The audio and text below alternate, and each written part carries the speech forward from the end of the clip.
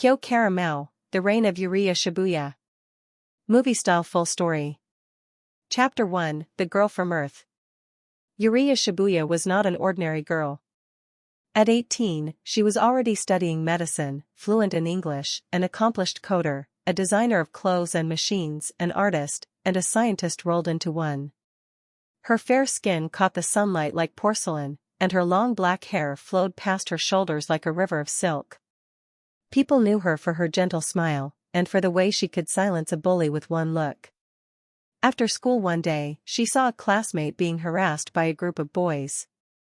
Her voice was calm but sharp as glass as she scolded them in perfect English, turning their jeers to stunned silence. Humiliated, they grabbed her, dragged her to the restroom, and, in a cruel joke, pushed her toward the toilet.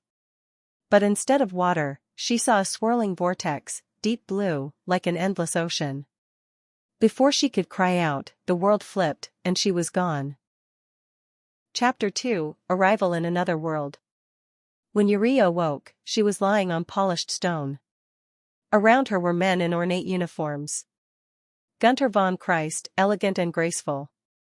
Gwendal von Voltaire, stern with crossed arms. Conrart Weller, steady-eyed, calm as the sky before a storm.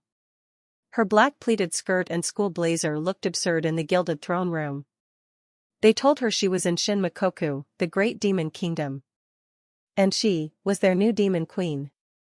Confusion turned to shock as they explained that her soul once belonged to Susanna Julia von Wincott, a healer beloved by all, and by Conrad most of all. She looked exactly like Julia, save for her black hair and eyes. Chapter 3, A Fiery Mistake. Wolfram von Bielefeld, young and arrogant, mocked her earth clothes. Yuriya, never one to be talked down to, plucked off a white glove and slapped it against his cheek. The room froze. In demon culture, that was a marriage proposal. Now she had a fiancé she didn't want, a political court to manage, and no idea how to get home. Chapter 4, The Power of the Queen. Yuriya discovered that when she grew angry or deeply determined, her bright black eyes turned molten gold, and magic surged through her like wildfire. She could summon storms, split stone, or silence a room with a wave of her hand. But she didn't rely on magic alone. She used her medical training to heal the wounded. Created efficient systems for the royal records with her computer skills. Designed new uniforms for soldiers and improved armor with modern materials. Used diplomacy and psychology to turn hostile negotiations into peace. And when that failed, she could fight, not with brute strength, but with the kind of precision only a scientist and a swordswoman could master. Chapter 5, Julia's Shadow. Whispers followed her wherever she went.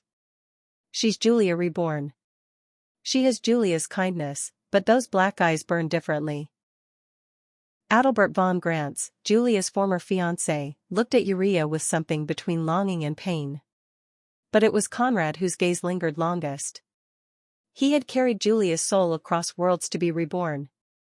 Now, seeing Yuriya alive and fierce, he felt both a knight's loyalty and something far more dangerous growing in his chest. Chapter 6, The Forbidden Boxes. Ancient magical relics, the Forbidden Boxes, threatened to plunge the world into chaos.